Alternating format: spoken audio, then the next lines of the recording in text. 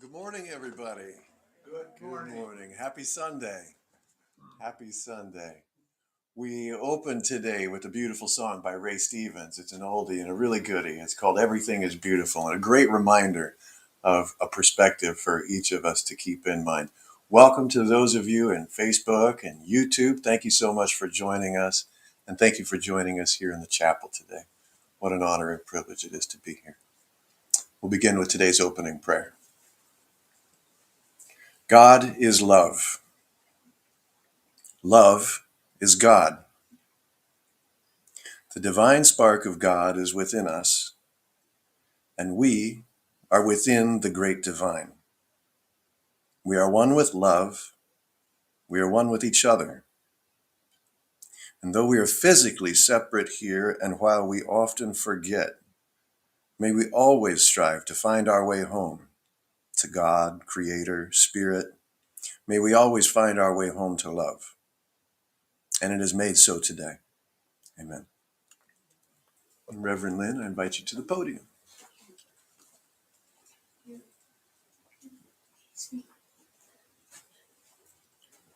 Thank you, Jerry. That was wonderful. I always love your prayers.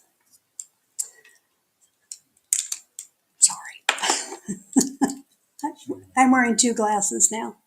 So, good morning, everyone, and good morning to those of you on Facebook. Thank you all for being here. Today, I'm speaking about enlightenment. What is it? How do we get some? And do we really want it? When I was preparing this talk, I Googled the definition of enlightenment.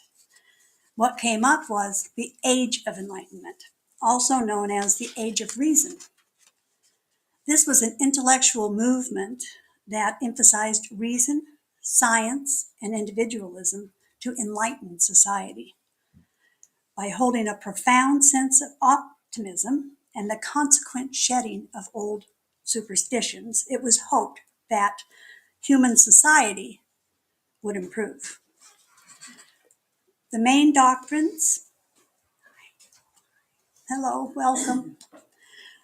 The main doctrines of this age were individual liberty, a representative government, the rule of law, and religious freedom. This movement emerged in the early 17th century and continued to the beginning of the 19th century. So it was around quite a while. It was in Europe as well as America. Some Enlightenment thinkers were Isaac Newton, Thomas Jefferson, and Benjamin Franklin. I found this interesting because it is a very enlightened concept for that period of time, in my opinion anyway, and a completely different perspective than I was looking when I Googled what enlightenment was. I find that sometimes even today we humans struggle. We still struggle with the same enlightened concepts as these enlightened thinkers did so many hundreds of years ago. So, spiritual enlightenment is a shedding of the old to make room for a new understanding, a liberation from suffering, the shedding of the ego, and a feeling of oneness with the entire universe. If it is your path to experience enlightenment, you might feel an extreme sense of connection to something that is greater than yourself, the stars, the ocean, nature, animals. Sometimes this feeling of connection comes on during your meditation. It can also manifest through extreme shock, as in an accident or near-death situations, as well as through natural phenomena, when your mind just seems to stop. It just stops, and a different state is experienced by you. Have you ever felt that? I see the hands up. You may become so connected with your true inner being, your essence, your soul, so connected, so utterly connected to such deep feelings of unconditional love and peace and joy, deeper than we have known before. You most assuredly will experience a shift in your perspective, maybe seeing everything more clearly and understanding that everything is in a constant state of change. This is not a one-time and you're done experience. This is a journey, an ongoing journey, with profound moments of realization and a shifting of our perspective over time. Understanding and discovering our place in the universe. Tammy, the lady that writes our birthday cards, summed it up in a post that read, the finish line is for your ego. The journey is for your soul. That's what I thought. It was pretty. Thank you, Tammy. Swami Vivekananda was a Swami who was born in 1863, and he said, we have to grow from the inside out. No one can teach us. No one can make us spiritual. There is no other teacher than our own soul. We can, of course, look at others' success by reading and studying the masters and applying what we learn as inspiration in our own lives. But mostly, we need to do the inner work. We need to know ourselves, manage our emotions,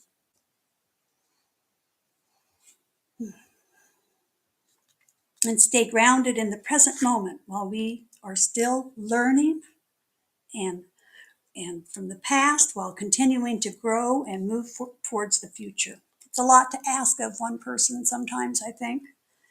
We can stop asking, why me? Why me? When there is a sickness or an accident. Because the real power is in the question, how do I heal? How do I grow? How do I grow from this experience? This type of inner work is challenging, but it is so absolutely necessary for our growth. Enlightenment is an awakening of consciousness, a return movement to our source. Returning to source means leaving our ego behind, questioning yourself. Why am I doing this? Or who am I doing this for? Not allowing yourself and your choices to be ego-driven. We do need a little ego to assist us in this life, but we can make sure it's not taking over all of our decisions like it wants to, because it'll really push on you sometimes. Many people going through the enlightening process actually become lighter, physically lighter. They're not heavy. They're not weighed down with ego. And they can become so light, so beautifully light, that the light actually shines through them and all around them, as we've seen in pictures and artwork, and it's so beautiful. The awakening process varies in intensity and duration, from small mystical glimpses to long-term transformational processes, and it is different for everyone. No two awakenings are alike. If we don't integrate what we see and learn emotionally, psychologically, and socially as we go through the awakening or the learning process, we can all just go back to our previous habits. Of course, you can always start the journey again and again and even again, and continuing to learn and grow as many times as is necessary for you to reach enlightenment. I believe we are all headed towards enlightenment. It's just a matter of when. I have read that there are some humans that are here basically to hold energy. They're called space holders or frequency holders. According to Eckhart Tolle, these individuals anchor a state of presence, a state of peace and stillness in the world. They radiate to those around them and the collective consciousness by just simply being. They are nurses, they are healers, spiritual figures like Lao Tzu and Buddha, of course. For most holders, it's not about performing large deeds, but bringing a stillness, a presence, even to the smallest of situations. I'm sure every one of you has held good energy for a friend or a loved one when they've been sick, or they're suffering from grief, illness, or just to love them and know that they need to be surrounded by love. That is a frequency holder, and it's pretty wonderful.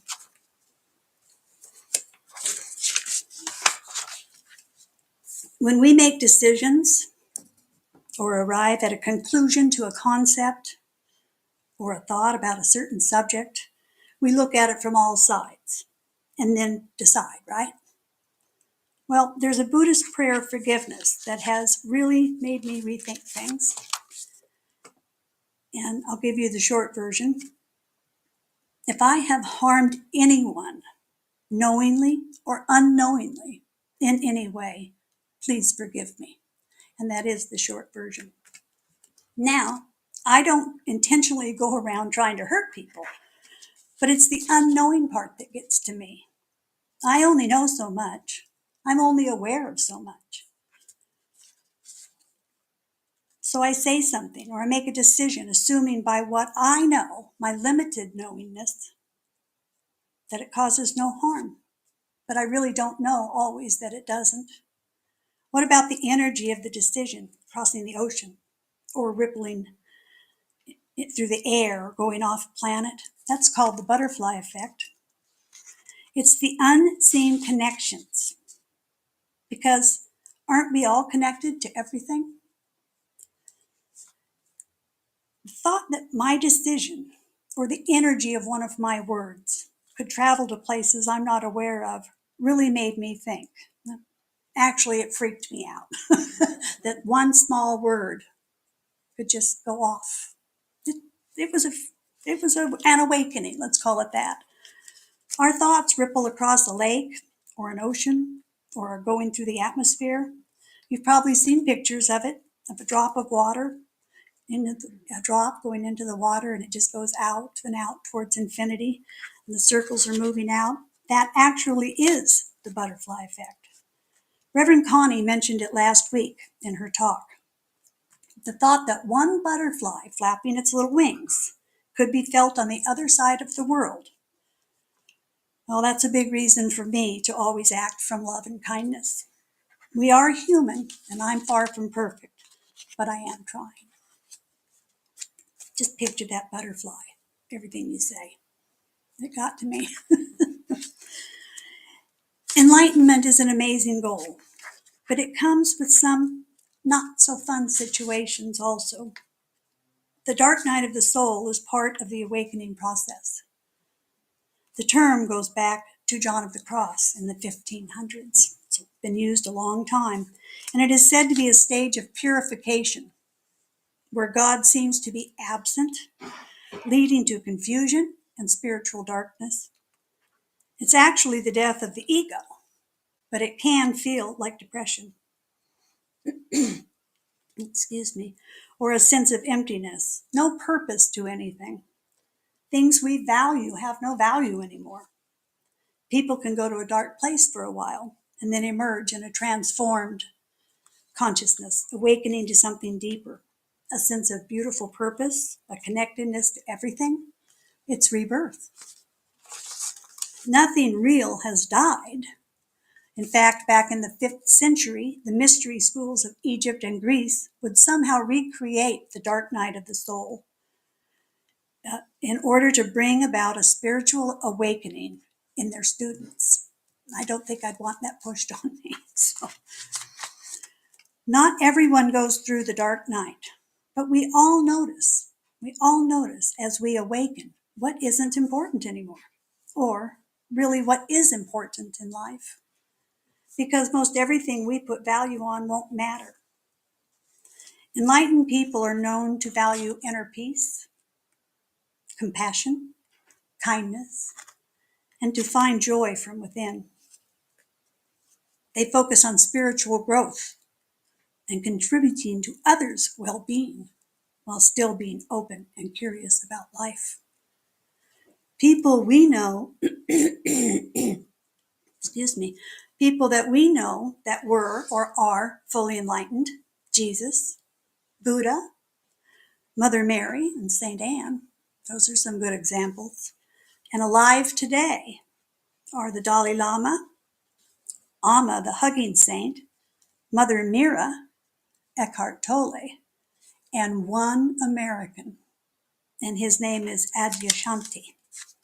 I looked real hard to find more Americans. I don't know why America doesn't produce more, because we should. There are probably a lot more out there. Read what interests you of any of the masters for inspiration in your life. We are all awakening every day that we learn something, every day that we forgive, every day that we act with love. We awaken just a little bit more on our life journey. We may or may not ever reach full enlightenment in this lifetime, like Jesus did, but we are moving forward every day in love, kindness, spiritual knowledge. And that really is what's important and valuable, isn't it? Now, yeah. Well, now I'd like to lead you and guide you in a meditation on enlightenment.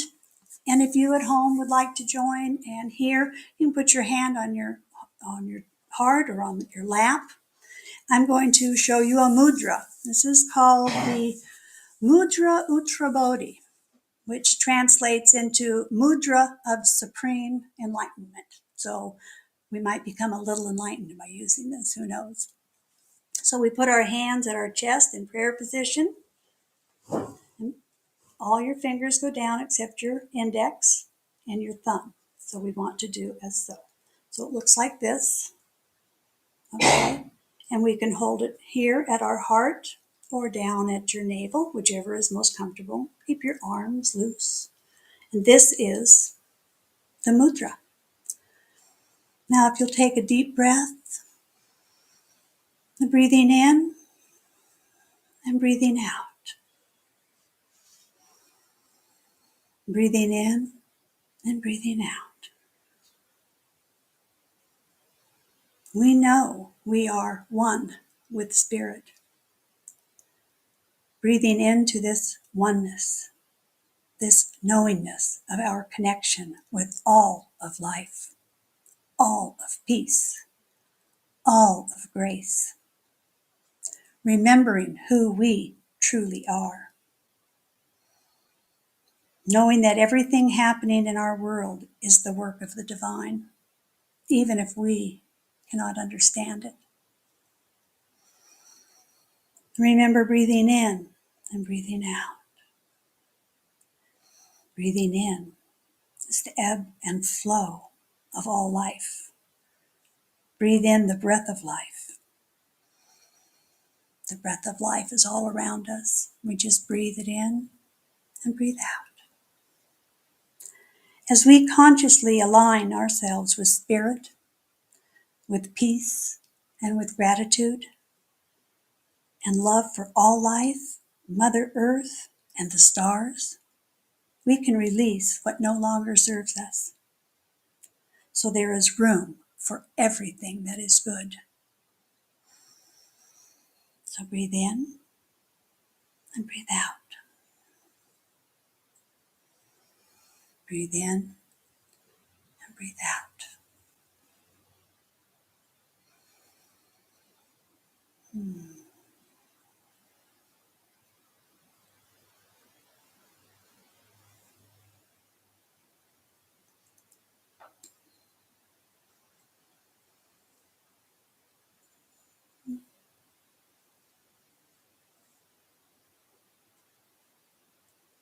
Now breathe in again. Start to come back. Wiggle your fingers. Wiggle your toes. Take a nice deep breath. Slowly open your eyes and smile, because we have such a beautiful life, because everything really is beautiful. Now it is time for our offering.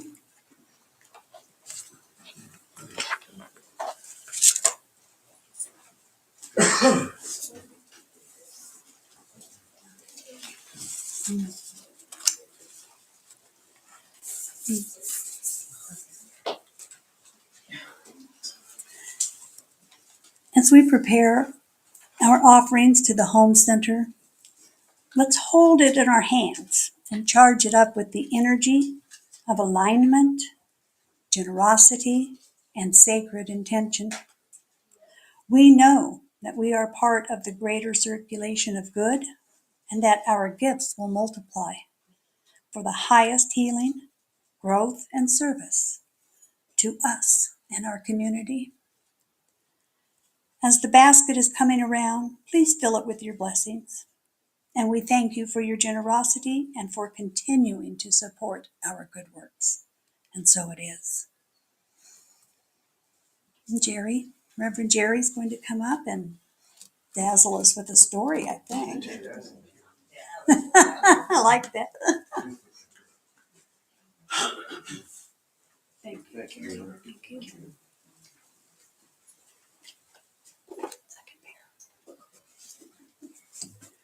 Well, I don't know about dazzling stories, but we sure did have a good weekend. An amazing weekend, actually. We spent some time celebrating some really good friends and in the company of friends from community, and had the opportunity to celebrate a birthday of someone near and dear to our hearts as well. And while we were visiting them in fall tradition, we smashed some pumpkins while listening to the Smashing Pumpkins. So that was really a lot of fun. And while we were there, among the birthday spirit who was there were also other friends. And many of us know Casey from community. And he gave me this beautiful book. And this is written by Mackenzie Jordan, and it's called Say What You Love Unconditionally. And something just kind of popped out to me that I want to share, raise as a friendly neighborhood challenge, maybe. But it's noted here that when you say what you love, you open up clear channels of communication. Your primary job is to walk through your day noticing and saying what you love, and that's it. You start wherever you are. Practice saying what you love in the good and happier times for easier use during the challenging times. Make saying what you love such a part of your normal experience that it comes as automatically as worrying used to be. So, what a wonderful thing to fall upon from a good friend and good advice and a challenge. So, allow me to bring us all to a close for today's service in prayer. Divine Presence, we give thanks for the light awakened in us today. Help us remember that we are love, that enlightenment is the beautiful recognition of the love we already carry within. And as we move into the world, open our eyes to what is good, our hearts to what is true, and open our voices to say what we love.